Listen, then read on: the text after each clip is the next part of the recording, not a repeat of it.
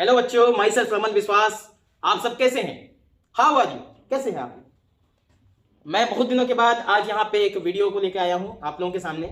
आपने थंबनेल में देख लिया होगा कि हम एस ब्लॉक के बारे में पढ़ने वाले हैं। यहाँ पे बहुत दिनों के बाद मैंने ये वीडियो बनाया क्योंकि कुछ बच्चों से मैंने मोटिवेट हुआ हूँ और मोटिवेट होकर मैंने सोचा चलो क्या एक वीडियो बना दिया जाए। तो मैंने एक वीडियो बनाया है। आप लोगों को अगर ये अच्छा लगे तो आप लोग प्लीज इसको लाइक, शेयर और सब्सक्राइब जरूर करें।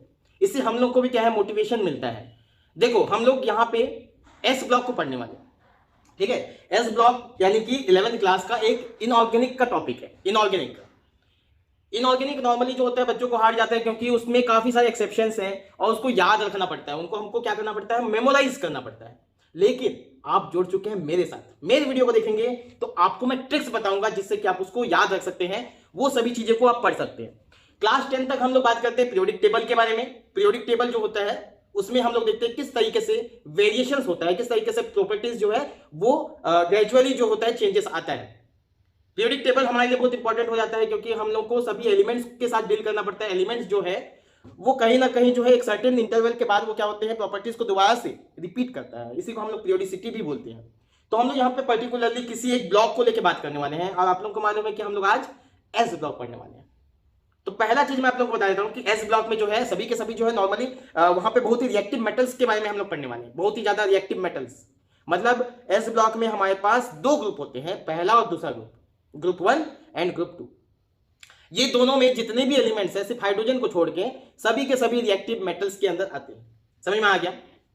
तो ये मेटल्स की जो प्रॉपर्टीज हैं, फिजिकल प्रॉपर्टी के बारे में बात करेंगे, केमिकल प्रॉपर्टी के बारे में बात करेंगे, उनके कंपाउंड्स के बारे में बात करेंगे।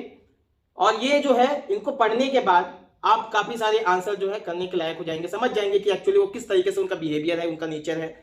ये सभी बातें आप यहाँ पे सीख सकते हैं। तो आज हम लोग यहाँ पे फिजिकल प्रॉपर्टीज के बारे में बात करेंगे। ये पहला लेक्चर हमारा यहाँ पे इंट्रोडक्शन होगा। एस ब्लॉक के साथ मैं आपको इंट्रोड्यूस करवाऊंगा और साथ ही साथ जो है यहाँ पे हम लोग उसके फिजिकल प्रॉपर्टीज और जो नॉर्मली जो ट्रेंड्स है उनके बारे में बात करेंगे। तो एस ब्लॉक एलिमेंट स्टार्ट करते हैं। तो जैसे कि मैंने तुम लोग बताया कि ग्रुप वन और ग्रुप 2, इन दोनों को ही हम लोग क्या बोलते हैं, एस ब्लॉक बोलते हैं। एस ब्लॉक एलिमेंट्स बोलते हैं। इनके जो भी एलिमेंट्स हैं उनको हम लोग एस ब्लॉक एलिमेंट्स बोलते हैं, ग्रुप 1 एंड ग्रुप 2। लेकिन यहां पे हाइड्रोजन को हम लोग यहाँ पे they are not, this is not metal, है ना। इसको हाइड्रोजन को एस ब्लॉक में रखा गया है क्योंकि उसका आखिरी इलेक्ट्रॉन एस ब्लॉक में आता है। बट ये कंप्लीटली एस ब्लॉक का एलिमेंट नहीं है क्योंकि उनके बीच में जो है पहला जो ग्रुप होता है, फर्स्ट वन जो ग्रुप होता है, उसके ऊपर में थोड़ा सा गैप दिया जाता है। आप कभी देखेंगे पीरियोडिक टेबल में थोड़ा सा गैप होता है। मतलब ये कंप्लीटली हम इसको एस ब्लॉक का नहीं बोल सकते क्योंकि वो क्या है, हाइड्रोजन जो है उसको एक सेपरेट चैप्टर में हम इसको पढ़ते हैं। 11th क्लास का एक चैप्टर है हाइड्रोजन, उसमें हम लोग हाइड्रोजन को पढ़ते हैं।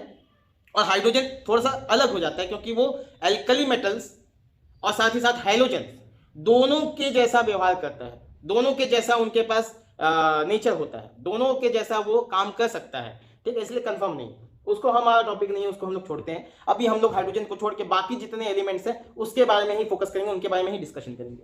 तो ग्रुप 1 एलिमेंट्स और ग्रुप 2 एलिमेंट्स, इन दोनों को हम एस ब्लॉक एलिमेंट्स बोलते हैं। नोट इट डाउन, ये हमारे पास एस ब्लॉक एलिमेंट्स हैं।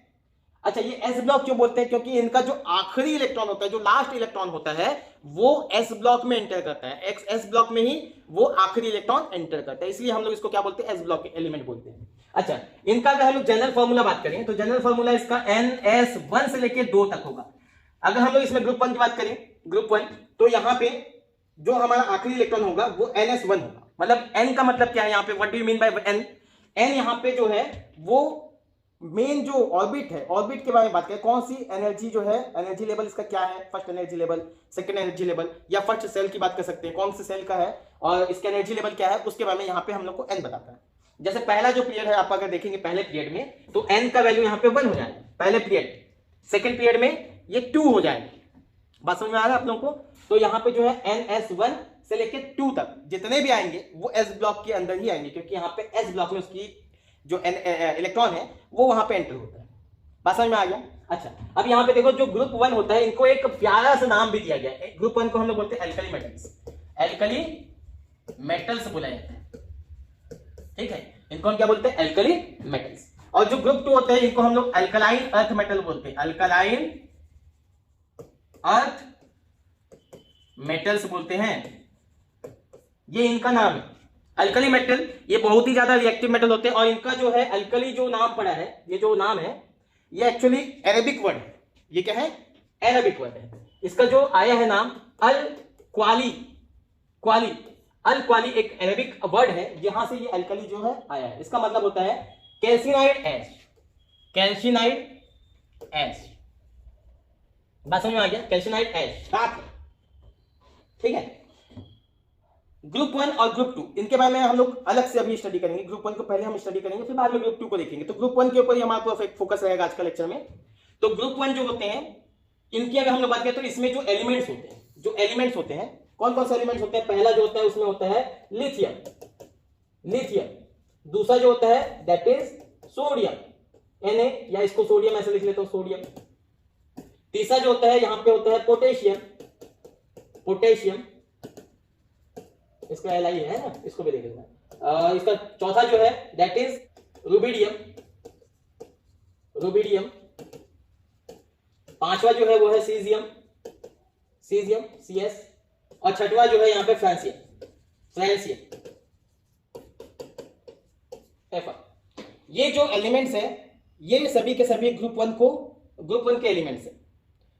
ग्रुप 1 में सबसे पहला जो है, सबसे छोटा जो एलिमेंट होता है वो लिथियम होता है, और सबसे ज्यादा बड़ा जो होता है वो फ्रांसियम होता है। एक्चुअली इसके बारे में हम लोग ज्यादा डिस्कशन भी नहीं करेंगे, ये रेडियो एक्टिव होता है। This is radio active element. Radio active मतलब होता है जिसका न्यूक्लियस अनस्टेबल होता है, ये ज्यादा देर तक वो उसका जो हाफ लाइफ होता है वो ज्यादा नहीं होता है, ये अपने आप जो है डीके होने लगता है। तो इसके बारे में हम लोग यहाँ पे डिस्कशन नहीं करेंगे। हम लोग यहाँ पे lithium, sodium, potassium, rubidium, caesium, इसके बारे में हम लोग यहाँ पे डिस्कशन करने वाले हैं।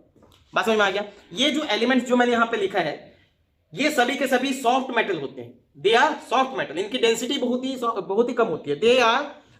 दे हैव लो डेंसिटीज, इनकी डेंसिटी बहुत ही कम होता है। ये सॉफ्ट मेटल होते हैं। सॉफ्ट मेटल होने का रीजन ये है, देखो अगर हम लोग कंपेयर करें दूसरे मेटल के साथ, तो दूसरे मेटल के कंपैरिजन में ये बहुत ही सॉफ्ट होते हैं। इनको हम लोग नाइफ से काट सकते हैं, चाकू से इनको हम काट सकते हैं। दूसरे मेटल में क्या होता है अगर हम लोग देखें तो उनके जो वैलेंस इलेक्ट्रॉन होते हैं वो काफी ज्यादा। वैलेंस इलेक्ट्रॉन का मतलब क्या होता है? जो लास्ट सेल में कितने इलेक्ट्रॉन्स है। तो जैसे हम लोग डी ब्लॉक के जो मेटल्स होते हैं उनको अगर देखेंगे तो उनमें काफी ज्यादा जो है वैलेंस इलेक्ट्रॉन होता है। काफी ज्यादा वैलेंस इलेक्ट्रॉन होने के कारण से उनका मेटेलिक बॉन्ड काफी स्ट्रॉन्ग हो जाता है। जो मेटेलिक बॉन्ड होता है वो मेटल्स में पाए जाते हैं, तो मेटेलिक बॉन्ड काफी ज्यादा उनका स्ट्रॉन्ग होता है। उनका स्ट्रॉन्ग होने का रीजन भी यही है क्योंकि वैलेंस इलेक्ट्रॉन ज्यादा है। जिसका वैलेंस इलेक्ट्रॉन ज्यादा है उसका मेटेलिक बॉन्ड ज्यादा होगा। ज्यादा मेटेलिक बॉन्ड होगा तो उनके बीच में अगर बॉन्ड ज्यादा है तो वो ज्यादा स्ट्रॉन्ग होंगे। अगर बॉन्ड कम है वो कम स्ट्रॉन्ग होंगे। तो ये क्या होता है? इनका वैलेंस इलेक्ट्रॉन एक होता है, खाली एक ही इलेक्ट्रॉन होता है, जिस कारण से ये क्या होते हैं? दे आर नॉट स्ट्रॉन्ग या हार्ड। ये हार्ड नहीं होती, ये सॉफ्ट मेटल्स होते हैं। इनको चाकू से काट सकते हैं। लेकिन यहां पे भी देखो अगर हम बात करें लिथियम, लिथियम जो है इनको चाकू से नहीं काटा जा सकता। इसको याद कर लो बेटा, है ना। लिथियम को हम चाकू से नहीं काट सकते। ऐसा सोचोगे कि हाँ लिथियम को लेकर आते हैं चाकू से काट देंगे, तो नहीं काट सकते। इसको नहीं काट पाएंगे। सोडियम को काटा जा सकता है, पोटेशियम को काटा जा सकता है, सीजियम को काटा जा सकता है, लेकिन अगर हम लोग बात करें लिथियम तो लिथियम को नहीं काट पाएंगे। इसका जो होता है, इसके अगर हम लोग बात करें दूसरे के कंपैरिजन में ये ज्यादा स्ट्रॉन्ग होता है, ज्यादा हार्ड होता है। अच्छा, ये जो मेटल्स होते हैं ये सभी के सभी जो होते हैं सिल्वरी व्हाइट कलर के सॉलिड्स होते हैं। मेटल हो तो सॉलिड्स तो होंगे ही। मेटल लिक्विड या फिर सॉलिड होते हैं। लिक्विड भी जो है एक ही लिक्विड है, आप लोगों को सबको मालूम होगा कि जो मरकरी होता है वही लिक्विड है, और बाकी जो है बाकी सब क्या है? बाकी सब सॉलिड है। गैस तो मेटल हो ही नहीं सकता। नॉन मेटल्स जो होते हैं वो नॉर्मली गैसेस होते हैं, और मेटल जो होते हैं वो नॉर्मली सॉलिड्स होते हैं। तो यहाँ पे ये सभी के सभी कैसे होते हैं? Silvery white, silvery white colour के सॉलिड होते हैं। ठीक है, इसको मैं पॉइंट वाइज लिखता हूं अनदर पेज लेके। मैंने क्या क्या बताया यहाँ पे अभी तक? पहला मैंने बताया कि group 1 and group 2 are known as S block elements। दोनों को हम लोग S block एलिमेंट बोलते हैं because the last electron enters to S block, S orbital।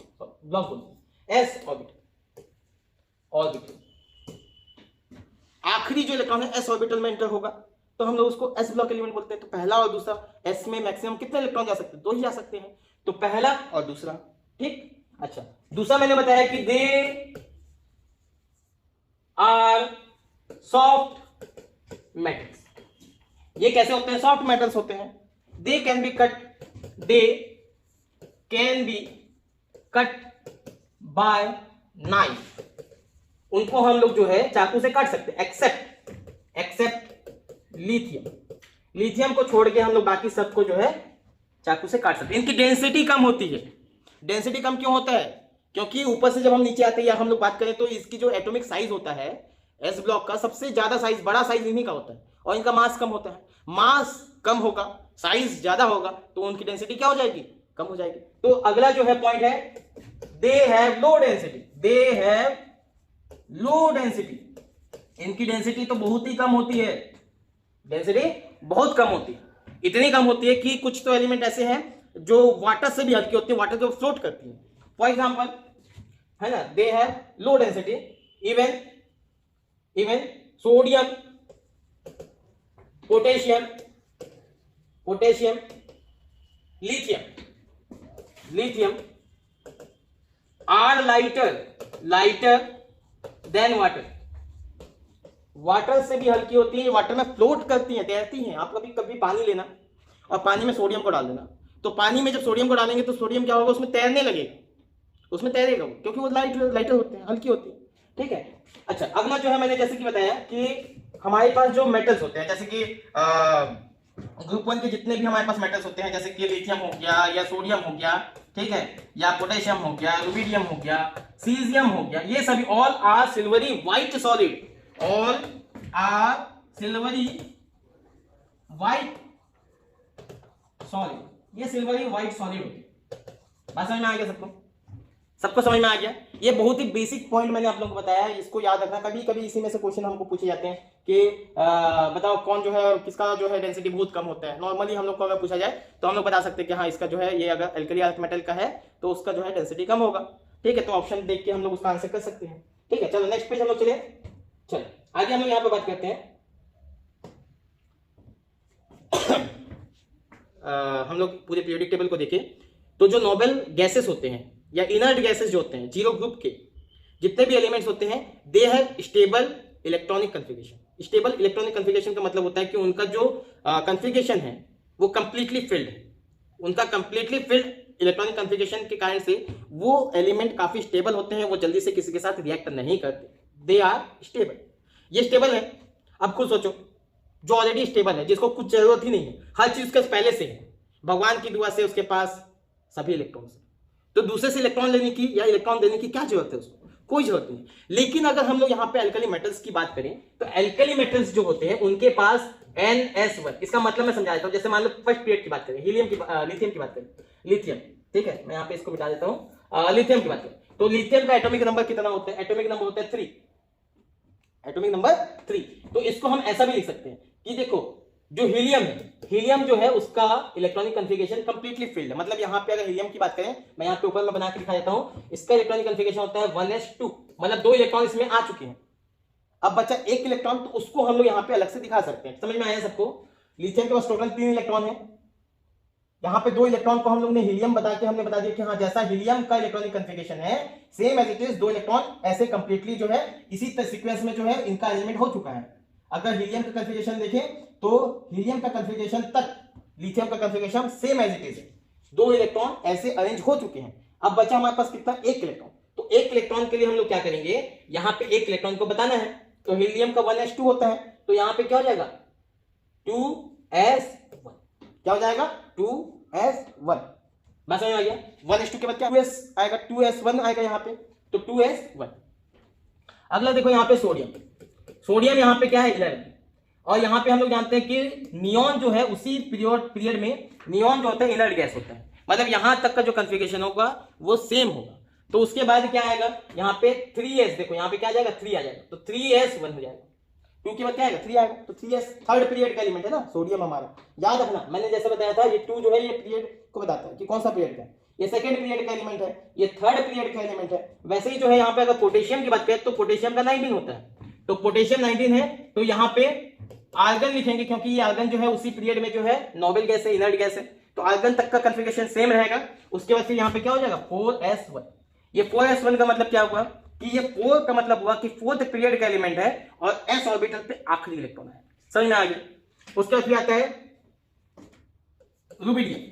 Rubidium का जो होता है 37, कितना होता है 37। अब मैं इसको याद भी करवा दूंगा, एटॉमिक नंबर भी जो है वो हम लोग को याद हो जाएगा इस लेक्चर के बाद तुम लोग को ये सभी एटॉमिक नंबर भी याद हो जाएंगे, ठीक है। तो डोंट वरी, मैं बताऊंगा। तो यहाँ पे क्रिप्टॉन लिखेंगे। क्रिप्टॉन इसी पीरियड में क्या होता है, क्रिप्टॉन आता है आखिरी जो हमारे पास इनर्ट गैस होता है, इसी पीरियड में क्रिप्टॉन होता है। तो क्रिप्टॉन के बाद यहाँ पे क्या लिखेंगे 5s1, क्या लिखेंगे 5s1, ये फिफ्थ पीरियड का एलिमेंट होगा। बात समझ में आ गया। अच्छा 37 के बाद फिर आएगा हमारे पास 55 जो है वो किसका है, सीजियम। क्या आएगा, सीजियम। तो सीजियम का एटॉमिक नंबर कितना है 55।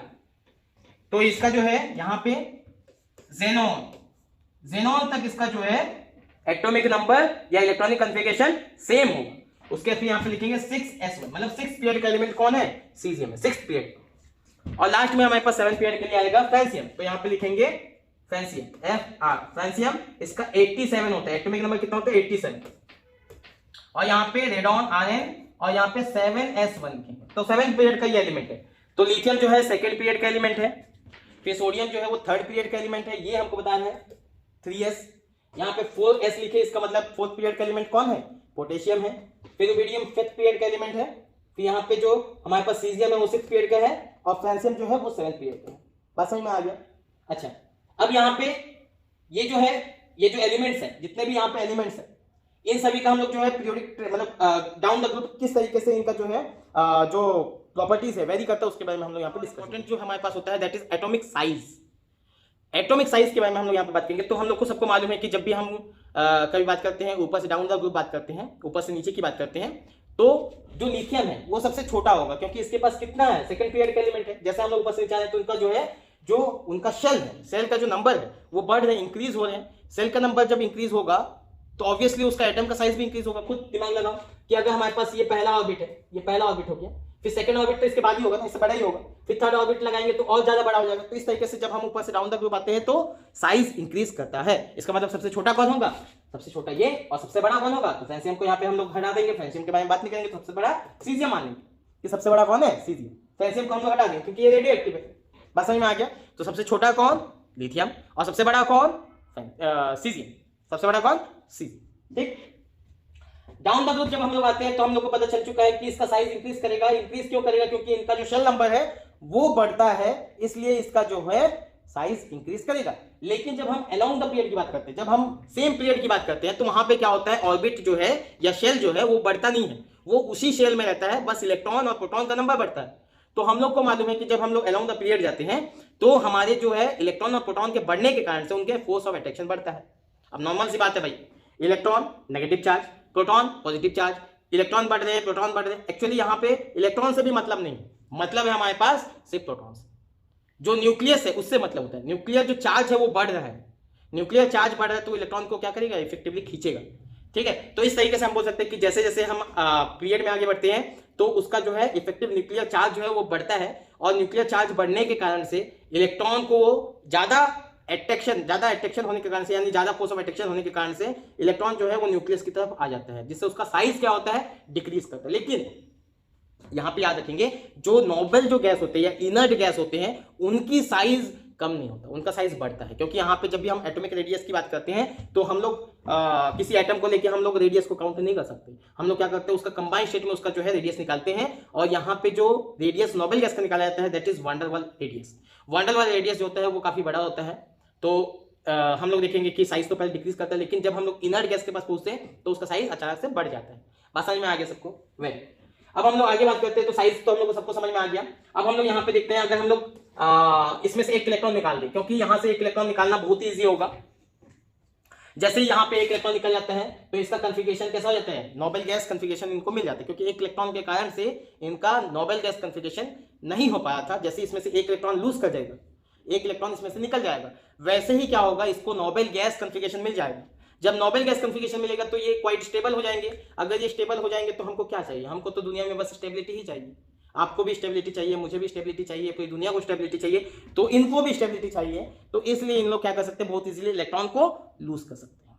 बात समझ में आ गया। अगर इन लोग इलेक्ट्रॉन लूज करेंगे, अगर लिथियम इलेक्ट्रॉन लूज करेगा तो यहाँ पे क्या बनेगा, Li प्लस बनेगा। मतलब यहाँ पे इन लोग एक इलेक्ट्रॉन लूज करने के बाद इन लोग का कैटायन बनता है, पॉजिटिव चार्ज आयन बनता है। और जब पॉजिटिव चार्ज आयन बनेगा तो आप लोग को याद रखना है कि भाई जब पॉजिटिव चार्ज आयन बन रहा है मतलब इलेक्ट्रॉन लूज कर रहे हैं तो उनका साइज जो है वो पहले से या न्यूट्रल एटम से कम हो जाएगा, क्योंकि इलेक्ट्रॉन निकला है यहां से।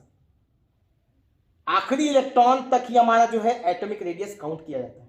भाई आखिरी इलेक्ट्रॉन सपोज यहां पे तो इसका साइज कहां से कहां तक होगी, यहां से यहां तक इसका जो है एटॉमिक रेडियस कहलाएगा, ये न्यूक्लियस से आखिरी इलेक्ट्रॉन। अगर सपोज मान लेते हैं कि आखिरी इलेक्ट्रॉन निकल गया, आखिरी इलेक्ट्रॉन निकल गया तो इसका क्या हो गया, साइज छोटा हो गया, दैट्स इट। तो जब हम लोग बात करते हैं कि आयन पॉजिटिव आयन है तो वो न्यूट्रल आयन से उसका साइज छोटा हो जाएगा। बात समझ में आ गया सबको, बात समझ में आ गया। ये बहुत ही बेसिक बात है जो कि हम लोग को 10th में भी पता चल जाता है ना। अगर हमने पढ़ा है अच्छे से, दिमाग लगा के पढ़ा है, फोकस करके पढ़ा है, ध्यान से पढ़ा है, तो हम लोग को इतना तो मालूम होता है। अगर इलेक्ट्रॉन आएगा तो साइज बढ़ेगा, इलेक्ट्रॉन कम होगा तो साइज डिक्रीज करेगा। अब आगे हम लोग बात करते हैं, जैसे कि मैं तुम लोग बताया कि भाई एक इलेक्ट्रॉन निकलने के बाद इनको स्टेबिलिटी मिलता है। तो कौन ऐसा बेवकूफ होगा जो अपनी स्टेबिलिटी नहीं चाहेगा? तो इनको तो अच्छा ही हो रहा है ना, अगर कोई इसमें से इलेक्ट्रॉन अगर निकलने की बात हो रही है तो इनके लिए अच्छा है क्योंकि इनको स्टेबिलिटी मिलती है। तो इनके पास से इलेक्ट्रॉन निकालना ज्यादा टफ नहीं है, इनका इलेक्ट्रॉन निकालना क्वाइट इजी है as compare to other element. तो इसलिए इनके लिए हम लोग को ज्यादा मेहनत करने की जरूरत नहीं है, ज्यादा एनर्जी यहाँ पे वेस्ट करने की जरूरत नहीं है। तो जब हम किसी भी आइसोलेटेड एटम से, गैसियस एटम से हम लोग जब इलेक्ट्रॉन को बाहर निकालने की कोशिश करते हैं तो जो एनर्जी हम वहां पे लगाते हैं उस एनर्जी को आयोनाइजेशन एनर्जी कहा जाता है। तो इनको हमको ज्यादा एनर्जी लगाना ही नहीं है। जब हमको ज्यादा एनर्जी नहीं लगाना है तो इनकी आयोनाइजेशन एनर्जी का वैल्यू क्या हो जाएगा, कम हो जाएगा। आप कम एनर्जी दोगे ना, इसको कम एनर्जी दोगे। सपोज मान के चलो हम ऐसा कुछ मान लेते हैं कि एक हमारे पास एटम है, ये एटम है, इसको हम ए मान लेते हैं। इसमें से लास्ट इलेक्ट्रॉन को निकालने के लिए हमको मान लेते हैं 40 किलो जूल जो है इसको हम लोग को एनर्जी देना पड़े। सपोज ऐसा मान लेते हैं कि इसको 40 किलो जूल हम लोग को एनर्जी देना पड़ता है। एक दूसरा एटम है हमारे पास, इसके आखिरी इलेक्ट्रॉन को बाहर निकालने के लिए हम लोग को 20 किलो जूल हम लोग को यहाँ पे देना पड़ेगा। ज्यादा एनर्जी किसको देना पड़े, इसको देना पड़े। इसका आयोनाइजेशन एनर्जी ज्यादा है, इसका आयोनाइजेशन एनर्जी ज्यादा है, इसका आयोनाइजेशन एनर्जी कम है क्योंकि इसको कम एनर्जी देना पड़ा। जो जल्दी से इलेक्ट्रॉन निकाल देगा उसको हमको कम एनर्जी देना पड़ेगा, उसका आयोनाइजेशन एनर्जी कम होगा। बात समझ में आ गया सबको? तो हम ये बोल सकते हैं कि अल्कली जो मेटल्स होते हैं उनकी आयोनाइजेशन एनर्जी कम होता है। अब जब हम ऊपर से नीचे आते हैं तो एटॉमिक साइज बढ़ता है। एटॉमिक साइज बढ़ने से उनका जो फोर्स ऑफ अट्रैक्शन है बिटवीन इलेक्ट्रॉन एंड न्यूक्लियस वो डिक्रीज होता है। साइज बढ़ेगा भाई तो फोर्स ऑफ अट्रैक्शन क्या वैसे ही रहेगा, वो तो डिक्रीज होगा ना, दूरी बढ़ गई। आप अपने फ्रेंड से दूर होते जाओ, इतना दूर हो जाओगे कि उसके बाद उसकी याद नहीं आएगी। अभी डेली मिलते हैं, डेली बात करते हैं, डेली हम लोग इंटरेक्ट करते हैं, तो फिर हम लोग को क्या होता है कि हम उसके साथ इतने इन्वॉल्व हो जाते हैं कि हाँ हमको हमेशा उसका याद आता है कि हाँ ये हमारा फ्रेंड। लेकिन जैसे ही आप क्या करोगे, उससे दूरी बनाते जाओगे तो आपका जो है ध्यान उससे हट जाएगा, आप उससे ज्यादा इंटरेक्ट नहीं करते हो, तो आपके बीच में और उसके बीच में फोर्स ऑफ अट्रैक्शन कम हो जाएगा, है ना। फोर्स ऑफ अट्रैक्शन मतलब जो फ्रेंडशिप है वो कम हो जाएगा, है ना। ठीक, तो वैसे ही जो है अगर ये न्यूक्लियस और इलेक्ट्रॉन इनके बीच में अगर फोर्स ऑफ अट्रैक्शन कम हो जाता है तो ये इलेक्ट्रॉन जो है उसको निकलना बहुत ईजी हो जाएगा, क्योंकि न्यूक्लियस को तो उसकी याद आएगी ही नहीं, खींचेगा नहीं उतना अच्छे से, तो ये इलेक्ट्रॉन को निकालना बहुत ईजी हो जाएगा। तो ऊपर डाउन द ग्रुप हम लोग अगर बात करें, lithium, sodium, potassium, rubidium, caesium, इसकी बात करें तो डाउन द ग्रुप जाने पर आई की जो है आयोनाइजेशन एनर्जी जो होता है वो डिक्रीज होता है। आयोनाइजेशन एनर्जी डिक्रीज करेगा क्योंकि हमको कम एनर्जी देना पड़ेगा उसको, है ना। ठीक, आयोनाइजेशन एनर्जी कम होगा। अच्छा, मैंने तुम लोग को पहला बताया कि एटॉमिक साइज जो है ऊपर से नीचे आने पर बढ़ता है, अलोंग द पीरियड अगर जाएंगे तो वहां पे हमारा जो है साइज डिक्रीज करता है। आयोनाइजेशन एंथैल्पी की बात करेंगे तो ऊपर से जब हम नीचे आते हैं तो आयोनाइजेशन एंथैल्पी जो होता है या एनर्जी जो होता है वो क्या करता है, डिक्रीज करता है। इसी बात हाइड्रेशन एनर्जी, हाइड्रेशन एनर्जी क्या होता है पहले ये समझ लेते हैं। हाइड्रेशन एनर्जी, हाइड्रेशन एनर्जी, जब हमारे पास कोई भी एक एटम होता है, कोई भी एटम है, तो उसमें सबसे पहले क्या होगा, ये न्यूट्रल है, कोई भी हमारे पास एटम है तो वो क्या है, न्यूट्रल है। तो जब वो न्यूट्रल है तो वो दूसरे सब्सटेंस यानी दूसरे जो मॉलिक्यूल है उसके साथ उतना इजीली इंटरेक्ट नहीं, उसके साथ इंटरेक्ट नहीं करेगा, क्योंकि उसके साथ इंटरेक्ट करने के लिए कुछ तो फोर्स ऑफ अट्रैक्शन होना चाहिए। तो सबसे पहले क्या होगा, ये न्यूट्रल एटम क्या करेगा, एक इलेक्ट्रॉन लूज करेगा और इसमें क्या आ जाएगा, एक पॉजिटिव चार्ज आ जाएगा, क्योंकि हम लोग यहाँ पे एल्कली मेटल की बात कर रहे हैं। एल्कली मेटल में एक पॉजिटिव आता है, तो एक पॉजिटिव चार्ज आएगा, मतलब इसका कैटायन जो है वो वाटर के साथ इंटरेक्ट करेगा। वाटर के साथ कैसे इंटरेक्ट करेगा, तो खुद सोचो, यहाँ पे ये हमारे पास वाटर मॉलिक्यूल है, दिस इज वाटर। तो वाटर में क्या होता है, हाइड्रोजन के ऊपर प्लस होता है और ऑक्सीजन के ऊपर क्या होता है, माइनस होता है। बात समझ में आ गया? ऑक्सीजन के ऊपर कौन सा चार्ज है, माइनस चार्ज है, और हाइड्रोजन के ऊपर कौन सा चार्ज है, प्लस चार्ज है। तो ये जो माइनस वाला जो पोर्शन है और ये प्लस, इनके बीच में क्या होगा, फोर्स ऑफ अट्रैक्शन होगा। तो ये जो है वाटर के साथ इंटरेक्ट करना, दिस इज कॉल्ड, इंटरेक्ट करने पर जब दोनों इंटरेक्ट करते हैं तो यहाँ पे कुछ एनर्जी बाहर निकलता है, कुछ एनर्जी जो है यहाँ पे बाहर निकलता है, एनर्जी रिलीज होता है। इस एनर्जी को हम लोग क्या बोलते हैं, हाइड्रेशन एनर्जी। जो जितना अच्छे से इंटरेक्ट करेगा, जो जितना प्रॉपरली इंटरेक्ट करेगा, उतना ज्यादा हाइड्रेशन एनर्जी होगा। बात समझ में आ गया? अब यहां पे खुद दिमाग लगाओ कि भाई जब लिथियम से हम जो सीजियम तक आते हैं, लिथियम से सीजियम तक जब हम आते हैं, तो लिथियम का साइज तो छोटा था, लिथियम का साइज छोटा था और उसका न्यूक्लियर चार्ज इफेक्टिव था, तो वो ज्यादा इंटरेक्ट कर पाएगा एज कंपेयर टू सीजियम, क्योंकि सीजियम का साइज काफी बड़ा है, उसका न्यूक्लियर चार्ज का जो इफेक्ट है या इफेक्टिव न्यूक्लियर चार्ज जो है वो उतना नहीं है जितना लिथियम में होगा।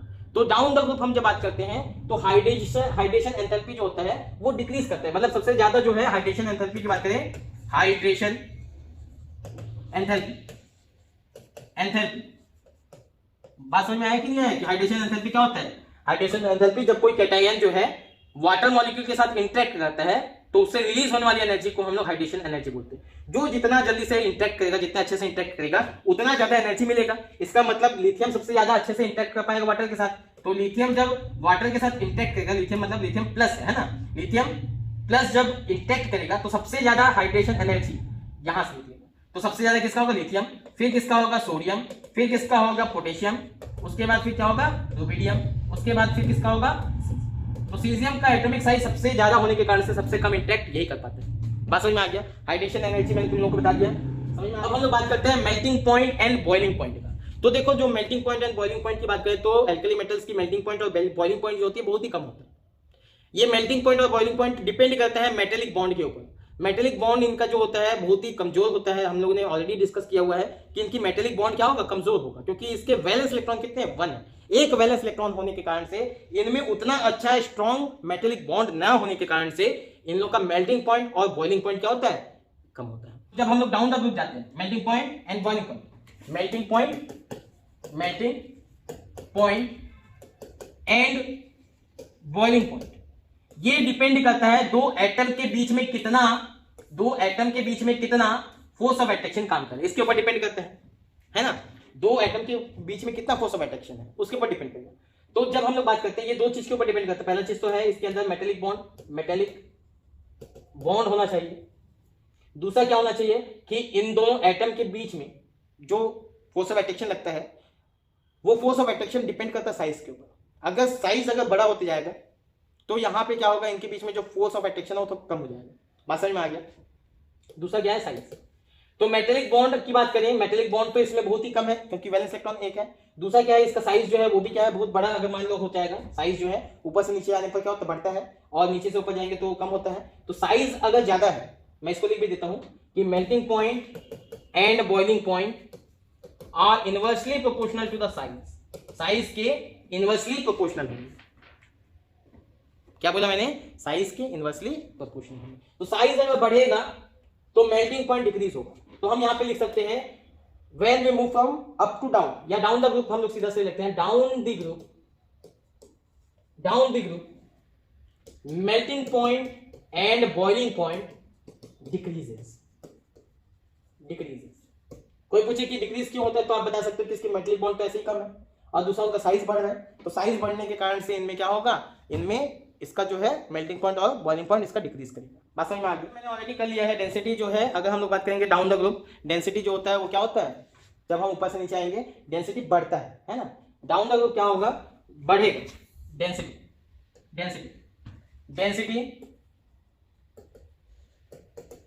ऐसे नॉर्मली बात करें तो they have low density as compare to other metals. दूसरे मेटल्स के कंपैरिजन में इनकी डेंसिटी कम होती है। but even we can say even lithium, sodium and potassium are lighter than water. Water से भी ये लाइटर होती है, but when we move from up to down, जब हम ऊपर से नीचे आएंगे तो इनका डेंसिटी क्या होना चाहिए, इंक्रीज होना चाहिए, क्योंकि उनका मास बढ़ता है ना, एटॉमिक नंबर बढ़ गया, प्रोटॉन का नंबर बढ़ गया, न्यूट्रॉन का नंबर बढ़ गया, तो जैसे ही प्रोटॉन और न्यूट्रॉन का नंबर बढ़ेगा तो मास उसका बढ़ेगा, जिस रेशियो में उसका जो है साइज बढ़ता है उससे काफी ज्यादा जो है उसका मास बढ़ जाता है, तो इसका जो डेंसिटी है वो क्या होता है, वो इंक्रीज करता है। Move from but when we move from up to down, density increases. जब हम ऊपर से नीचे आते हैं तो डेंसिटी इंक्रीज करता है, बट यहां पे एक्सेप्शन है। एक्सेप्शन क्या है उसको ध्यान से देखेंगे। एक्सेप्शन, जो हमारा पोटेशियम है, जब हम ऊपर से नीचे आते हैं तो डेंसिटी क्या होता है, इंक्रीज करता है, लेकिन जो पोटेशियम है वो सोडियम से उसकी डेंसिटी कम होती है, इस बात को याद रखना। और ऐसा क्यों होता होगा, तो ऐसा अचानक से जो है अगर हम देखेंगे तो सोडियम और पोटेशियम उनके बीच में जो साइज का डिफरेंस है वो अचानक से इतना बढ़ जाता है जिस कारण से इसकी डेंसिटी कम हो जाती है। तो एक्सेप्शन में हम क्या बोल सकते हैं कि पोटेशियम है ना, density of potassium is less than sodium. Density जो है पोटेशियम का सोडियम से भी कम है, डेंसिटी उसका कम है। बात समझ में आ गया सबको, क्लियर है। ऑक्सीडेशन स्टेट की बात करें, ऑक्सीडेशन स्टेट का मतलब होता है बेटा, देखो यहां पे सबको ध्यान से फोकस करो। ऑक्सीडेशन स्टेट का मतलब होता है कि वो कितने इलेक्ट्रॉन लूज करेंगे या कितने इलेक्ट्रॉन जो है वो गेन करेंगे। तो यहाँ पे हम लोग को मालूम है कि सोडियम जो होता है या पोटेशियम जो होता है या लिथियम जो होता है, यानी कि एल्कली मेटल्स जो होते हैं वो एक इलेक्ट्रॉन को लूज करते हैं, और एक इलेक्ट्रॉन को लूज करके उनकी जो कन्फिगरेशन हो जाती है वो स्टेबल कन्फिगरेशन हो जाते हैं। तो मैक्सिमम कितने इलेक्ट्रॉन हम लोग लूज कर सकते हैं, एक। उसके बाद उनकी जो आयोनाइजेशन एंथैल्पी है इतना बढ़ जाता है कि दूसरा इलेक्ट्रॉन निकालना पॉसिबल नहीं। तो इनका जो ऑक्सीडेशन स्टेट है दिस इज +1। इन लोग +1 ऑक्सीडेशन स्टेट ही शो करते हैं। फिक्स। कभी भी कोई पूछे कि बताओ सोडियम का ऑक्सीडेशन स्टेट क्या है, तो हम बोलेंगे सोडियम का ऑक्सीडेशन स्टेट +1 है। अगर तुमको कोई भी कंपाउंड दे दिया कि Na2CO3, बताओ सोडियम का ऑक्सीडेशन स्टेट क्या है, तो आप लिखोगे सीधा +1। कुछ भी आ जाए, कोई भी कंपाउंड अगर मान लो इन लोगों ने बनाया है, जितने भी हमारे एल्कली मेटल है कोई भी कंपाउंड उन्होंने बनाया है, तो हम लोग ये समझ लेंगे कि उसके ऊपर +1 का चार्ज है, चाहे वो लिथियम हो, चाहे पोटेशियम हो, चाहे सोडियम हो, चाहे सीजियम हो, कोई भी हो, तो हम लोग को +1 चार्ज वहां पे ऑक्सीडेशन स्टेट लेके चलना है, उनका हम लोग +1 ऑक्सीडेशन स्टेट ही बोलेंगे। जैसे सोडियम Na+ बनाते हैं और Cl- बनाते हैं, दोनों मिलकर क्या बनाते हैं, NaCl बनाते हैं। You all know that NaCl में Na+ होता है और Cl- होता है। तो जितने भी हैं सभी के सभी ऐसे ही होते हैं। बात समझ में आ गया। हम लोग देखते हैं रिड्यूसिंग नेचर की बात करते हैं, या रिड्यूसिंग नेचर। देखो जो एस ब्लॉक के एलिमेंट्स होते हैं इनकी टेंडेंसी होती है इलेक्ट्रॉन लूज करने का, मतलब सेल्फ क्या हो रहे हैं, वो ऑक्सीडाइज हो रहे हैं। जो भी इलेक्ट्रॉन लूज करता है मतलब वो ऑक्सीडाइज हो रहा है, और जो ऑक्सीडाइज खुद होता है सामने वाले को रिड्यूस करता है। इसका मतलब क्या हुआ कि भाई दे आर रिड्यूसिंग एजेंट। जो हमारे पास सोडियम, पोटेशियम, लिथियम, ये सभी चीजें जो है, जो भी एलिमेंट्स है, ये एल्कली मेटल्स जो हैं, ये रिड्यूसिंग एजेंट जैसा हम लोग इसको वर्क करवा सकते हैं। इससे हम लोग रिड्यूसिंग एजेंट जैसा काम ले सकते हैं। समझ में आ गया। they act as reducing agent। ये रिड्यूसिंग एजेंट जैसा एक्ट करते हैं। और खुद सोचो, जो जितना जल्दी से इलेक्ट्रॉन लूज करेगा उतना ज्यादा रिड्यूसिंग एजेंट होगा, उतना पावरफुल रिड्यूसिंग एजेंट होगा। जितना जल्दी इलेक्ट्रॉन लूज किया उतना ज्यादा वो रिड्यूसिंग एजेंट कहलाएगा, उतना स्ट्रॉन्ग रिड्यूसिंग एजेंट कहलाएगा। तो खुद सोचो, ऊपर से जब हम नीचे आते हैं तो ज्यादा इलेक्ट्रॉन इजीली कौन निकाल सकता है, सीजियम। तो यहां पे हम बोल सकते हैं रिड्यूसिंग एजेंट या reducing nature increases down the group. Reducing nature increases down the group. Reducing nature increases down the group. बात समझ में आ गया सबको, क्लियर है, मजा आ रहा है? अगर मजा आ रहा है तो फिर एक लाइक जरूर करना और शेयर भी करना, और कंप्लीटली पूरा जो है हम ये पूरा जो है चैप्टर को जो है कवर करेंगे, तो एक भी लेक्चर आप लोग मिस मत कीजिएगा, ठीक है? आप लोग को बहुत काम आने वाला है। आगे हम लोग बात करते हैं कंडक्टिविटी के बारे में। कंडक्टिविटी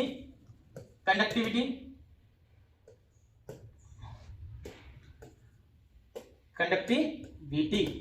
तो हम लोग को जैसा कि मालूम है कि जो मेटल्स होते हैं they are good conductor of heat and electricity. हम लोग बचपन से पढ़ते आए हैं कि जो मेटल्स होते हैं वो बहुत ही ज़्यादा कंडक्ट करते हैं इलेक्ट्रिसिटी को और हीट को कंडक्ट करते हैं, good conductor of heat and electricity होते हैं। ये तो उनका जो है प्रॉपर्टीज़ के अंदर ही आता है, उनका नेचर है वैसे, ठीक है।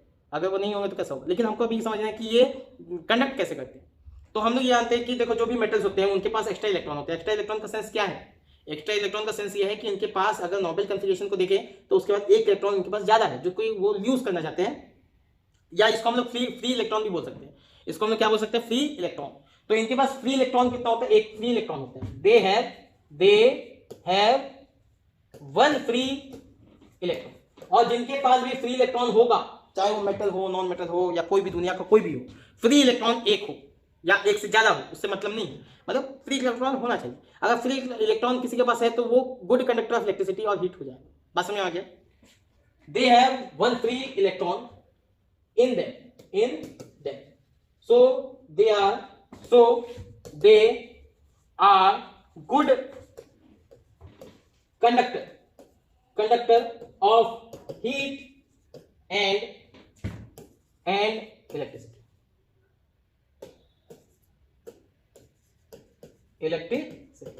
ये लोग गुड कंडक्टर होते हैं, so they are good conductor of heat and electricity. बात समझ में आ गया?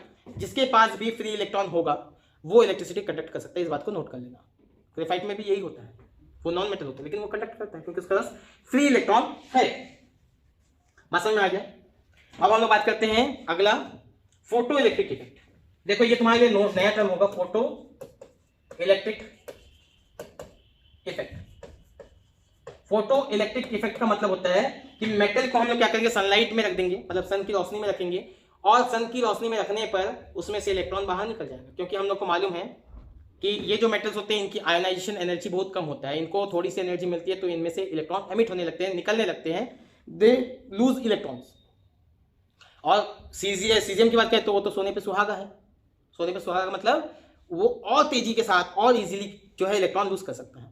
तो सीजियम, पोटेशियम, इन लोग जो है इनको जब हम लोग बाहर रखते हैं, सनलाइट में रखते हैं, तो सन की रोशनी जब इसमें पड़ती है तो इसमें से इलेक्ट्रॉन निकल जाता है, और ये इलेक्ट्रॉन के निकलने के कारण से ये क्या करते हैं? ये इलेक्ट्रिसिटी प्रोड्यूस करते हैं। आप लोगों ने पढ़ा होगा कि सूर्य की किरण से हम इजीली इलेक्ट्रिसिटी जो है वो प्रोड्यूस कर सकते हैं, और आपने देखा भी होगा सोलर सेल वगैरह जो है दुनिया भर का, ठीक है। तो ये इसी फिनोमेना के ऊपर काम करते हैं कि फोटो इलेक्ट्रिक इफेक्ट मतलब ऐसे मेटल जिसमें इलेक्ट्रॉन इजीली निकाला जा सकता है, उसमें सनलाइट हम लोग क्या करेंगे?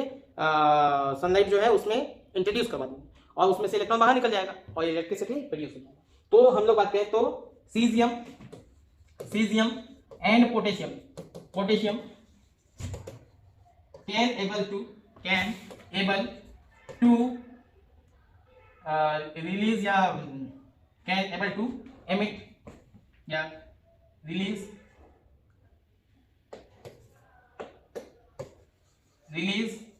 Electron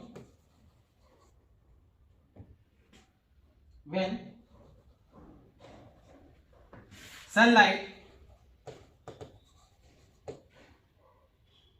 is introduced